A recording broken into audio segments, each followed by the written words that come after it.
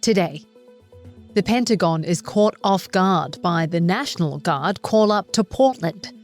Federal drug prosecutions plunge as Trump shifts investigators' focus to immigration.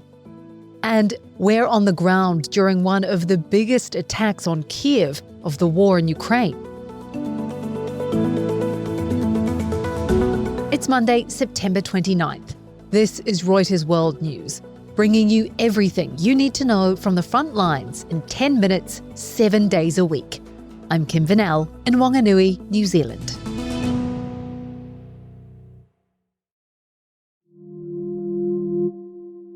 In Michigan, 4 people are dead after a man drove into a Mormon church, opened fire with an assault rifle, then set the building on fire. Police identified the gunman as 40-year-old former Marine Thomas Sanford. He was shot dead by police in the parking lot. Hundreds of people were in the Church of Jesus Christ of Latter-day Saints when the attack happened.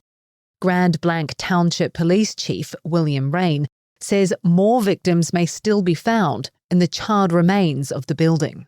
For more on this developing story, head to Reuters.com or the Reuters app.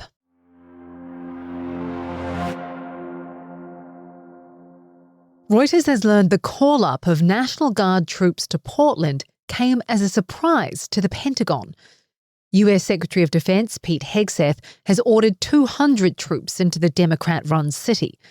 President Donald Trump says that's needed because of the threat from domestic terrorists, which Oregon's Governor Tina Kotek is calling a misuse of federal power, with the state filing a lawsuit to challenge it. Reporter Idris Ali is covering the story. It was really a surprise because people at the Pentagon weren't really expecting it. They had really been focused on preparing for Chicago, maybe Memphis as a place for potential deployments. So when Portland came, sources that we spoke to were caught off guard. It's not something that they were necessarily planning for. So what we've seen is the numbers in Portland are sort of 200 National Guard troops currently, which is pretty low compared to what we've seen in other cities. So in Washington, D.C., we're talking about thousands of National Guard troops being sent in from around the country to patrol the streets. In Los Angeles, we saw not only thousands of National Guard troops, but we saw 700 active duty Marines being sent to the city. The one thing all of these cities have in common is they're run by Democrats. And I think that is not lost on many political pundits and politicians. And the argument that they're making is, look, this isn't about crime. This is about Trump imposing his will on cities that are not run by Republicans. And that sort of comes to the next point, right? We have seen in the data that violent crime in Portland, much like many cities around the country, is actually going down.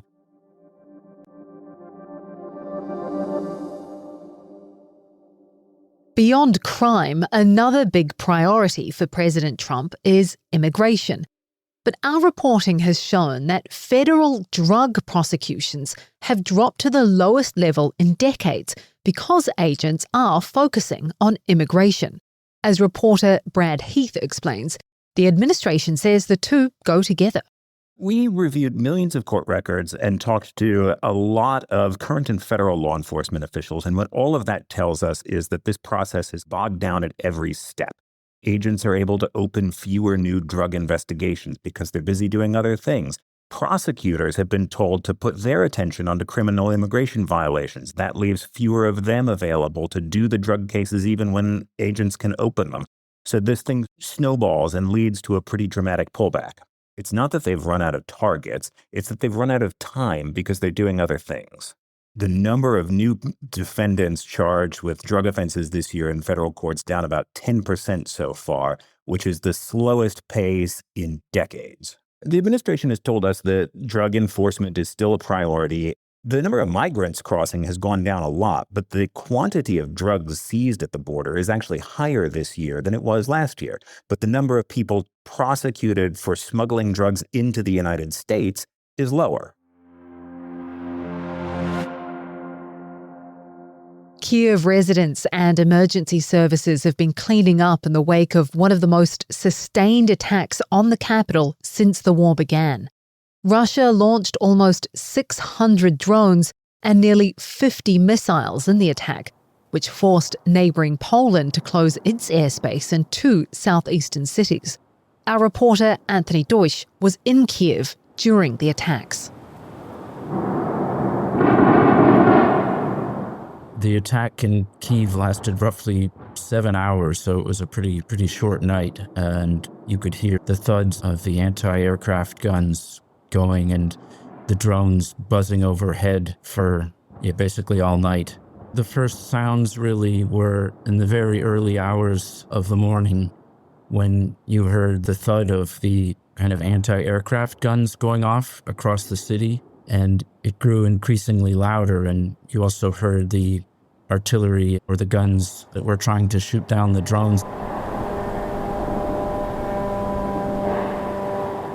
The drones are quite a terrifying noise, really. They fly low and they have a really loud buzzing sound, which gets louder and louder as they get closer. So pretty much all night you could hear the guns trying to shoot them out of the air as they flew over the city and over our hotel. Anthony says finding shelter is difficult for such sustained attacks. They were firing ballistic missiles as well as Scud missiles and drones carrying explosives. So when you have hundreds of drones flying across the sky and missiles coming in, and a lot of this city, people are living in high-rise buildings, so people could see them flying across the sky, and you could see the tracers of the bullets as they flew through the sky, trying to knock the drones out of the air. Some people sheltered in the underground subway stations. Our photographer was there and sheltering and had pictures of families there in the subway. Some people go into the bathrooms and climb into bathtubs. But really, on an attack like this, it's hard to find places that are really out of harm's way. In Moldova, the pro-EU ruling party has landed a victory over its Russia-leaning rival. The pivotal parliamentary election win is a relief for the government as it seeks to stay outside of Moscow's orbit, as well as keep the country's EU bid on track. Moldova did accuse Russia of trying to meddle in its vote, something Moscow denies. And yet, despite all we've achieved, I cannot continue my re-election campaign. New York Mayor Eric Adams announcing he's dropping out of the mayoral race, leaving Democrat Zoran Mamdani and Independent Andrew Cuomo essentially in a two-horse race. Adams ends his quest having faced a federal bribery indictment, which was abandoned, and sinking approval ratings. But he says that's not what drove his decision. The constant media speculation about my future and the campaign finance board's decision to withhold millions of dollars have undermined my ability to raise the funds needed for... Adams says he won't endorse a successor. Zoran Mamdani, however, may not need it. He has a strong lead in the polls, 5 weeks out from Election Day. A looming government shutdown in the US is top of investors' minds if Congress doesn't agree a funding bill by tomorrow. They're also eyeing a bunch of economic data releases due out this week. The most closely watched is Friday's jobs report, a key barometer of labour market health that helps shape the Fed's interest rate decisions. President Trump has told Reuters he hopes to finalise a Gaza peace plan proposal when he meets with Israel's Prime Minister Benjamin Netanyahu at the White House later today. It comes as Hamas says it's lost contact with 2 hostages it was holding in Gaza City as Israel's offensive on the urban centre steps up. Israel's massive ground assault on Gaza City has flattened whole districts and forced hundreds of thousands of Palestinians to flee.